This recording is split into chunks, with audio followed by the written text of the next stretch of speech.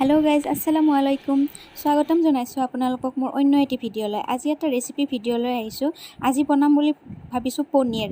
এই পনীৰৰ বাবে মই গোটেইখিনি যোগাৰ কৰি লৈছোঁ। এয়া লৈছোঁ 3টা মিডিয়াম সাইজৰ পিয়াজ, 3টা মিডিয়াম সাইজৰ বিলাহী আৰু কেইটামান কেঁচা জলকীয়া।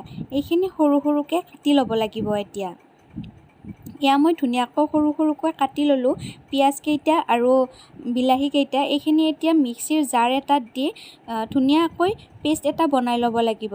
তেতিয়াহে এইখিনি পনীৰৰ গ্ৰেভিৰ বাবে তৈয়াৰ হৈ উঠিব। ঠিক আছে, আপোনালোকে ভিডিঅ'টো চাই থাকক। এয়া মোৰ পেষ্টটো ৰেডি হৈ গ'ল।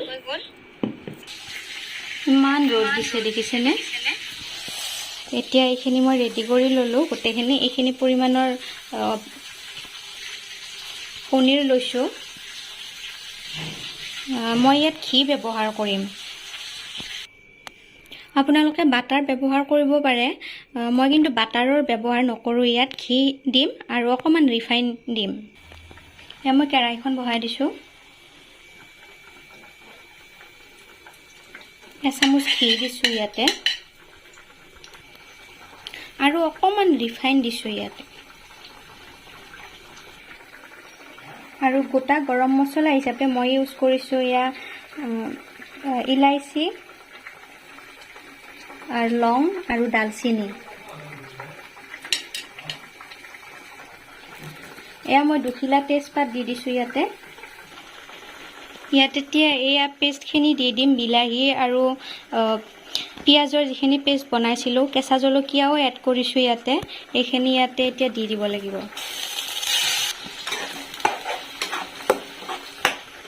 এইখিনি এতিয়া ভাজি থাকিব লাগিব। বিলাহীৰ কেঁচা গোন্ধটো নোযোৱালৈকে এইখিনি ভাজি থাকিব লাগিব। ইয়াত অকণমান হালধি দি দিছোঁ।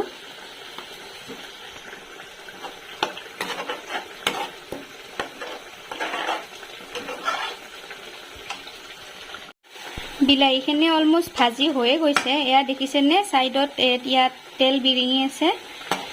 এয়া হৈয়ে গৈছে। ইয়াত এতিয়া মছলা এড কৰিম। এয়া দিছোঁ সোৱাদ অনুসৰি নিমখ, এচামুচ ধনিয়া গুড়ি, এচামুচ জিৰা গুড়ি, এয়া দিছোঁ কাশ্মীৰী ৰেড চিলি পাউডাৰ। ইয়াৰ পৰা কালাৰটোও ধুনীয়া আহিব, অকণমান জ্বলা জ্বলা ভাৱ এটাও আহিব। এয়া আকৌ অকণমান ভাজি থাকিব লাগিব বিলাহীখিনি ভজা যোৱালৈকে। আৰু ইয়াত মছলা এড কৰা গৈছে। মছলাখিনি অকণমান ভজা যাব লাগিব। ইয়াত অকণমান আদা দি দিছোঁ। এইটো আদাটো আচলতে সোনকালে ভাজতে দিব লাগে, কিন্তু মই পাহৰি গৈছিলোঁ। এতিয়া আদা এড কৰিছোঁ ইয়াতে। মই নহৰু নিদিওঁ। ইয়াত মই এতিয়া পানী দিম।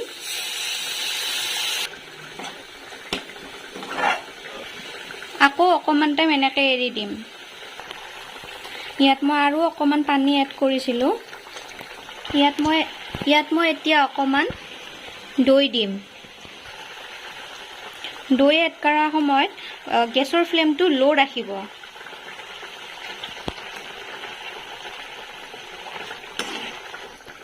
দৈখিনি এড কৰি সেইখিনি ধুনীয়াকৈ লৰাই দিব লাগিব,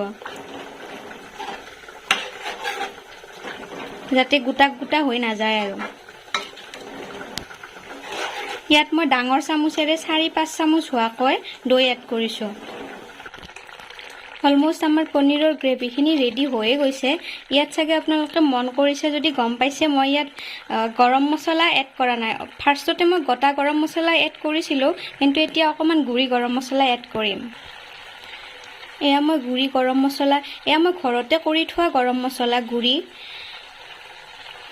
বজাৰৰ পৰা পেকেট কিনি অনা নহয়।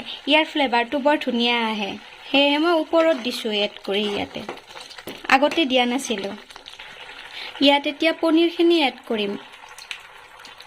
আপোনালোকে পনীৰখিনি ফ্ৰাই কৰিও ল'ব পাৰে, কিন্তু মই ফ্ৰাই কৰি ল'লে ভাল নাপাওঁ, এনেকৈয়ে ভাল লাগে। আপোনালোকে যদি এনেকৈ খাব বেয়া পায় তেন্তে ফ্ৰাই কৰি ল'ব পাৰে। এনেকৈ মই উতল অহালৈকে অকণমান ৰাখি দিম। সেয়া আমাৰ পনীৰৰ তৰকাৰী অলমষ্ট হৈয়ে গৈছে। ইয়াত মই এতিয়া কচুৰি মেথি এড কৰিম। এয়া মই দিছোঁ কচুৰি মেথি। কচুৰি মেথিটো আপোনালোকে এনেই নিদিব, অকণমান গৰম কৰি হাতেৰে ক্ৰাছ কৰি এনেকৈ দিব।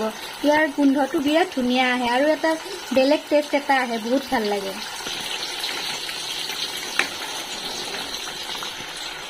এয়া মোৰ ৰেডি হৈ গ'ল পনীৰৰ তৰকাৰী।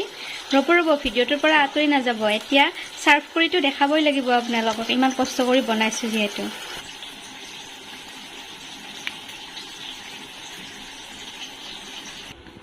টেন এয়া মোৰ পনীৰ ৰেডি। এনেকৈ আপোনালোকে চিম্পলকৈ বনাই খাব পাৰে ঘৰতে। ভিডিঅ'টো যদি ভাল পালে লাইক, কমেণ্ট, শ্বেয়াৰ আৰু চেনেলটো ছাবস্ক্ৰাইব কৰি দিব। আজিলৈ আহিছোঁ, বাই বাই।